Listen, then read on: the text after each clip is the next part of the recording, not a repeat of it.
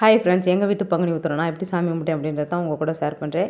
காலையில் நேரமே எழுந்திரிச்சு சாப்பாடும் சாம்பார் வச்சுட்டு கோயிலுக்கு போனேன். அங்கே போனால் ஐயர் வரல, விளக்கு மட்டும் போட்டு சாமி கும்பிட்டு வீட்டுக்கு வந்துட்டேன். 10 மணிக்கு மேலே பசங்கள்லாம் டியூஷனில் விட்டுட்டு அதுக்கப்புறம் நானும் தங்கச்சி மாமியார் எல்லோரும் போய் சாமி கும்பிட்டு வந்துட்டோம். வீட்டுக்கு வந்துட்டு பூசணிக்காய் பொரியல் அதாவது பாயாசமும் வச்சுட்டேன். பங்குனி உத்திரம்னாலே மையார் பூசை விடுவாங்க. பூசணிக்காய் தான் ஸ்பெஷலு. பொரியல் வச்சுட்டு பாயாசம் வச்சாச்சு. பழைய ரசம் இருந்தது, சாம்பாரும் சாப்பாடும் காலையிலே வச்சுட்டேன். இதுதான் பங்குனி உத்திர ஸ்பெஷல் சாப்பாடு எங்கள் வீட்டில். விரதம் இருந்து படையல் போடுற மாதிரி இருந்தால் எல்லாத்தையும் புதுசாக செஞ்சுருக்கலாம். நம்ம விரதம் இருக்கல, அதனால் இந்த மாதிரி சிம்பிளாக முடிச்சாச்சு.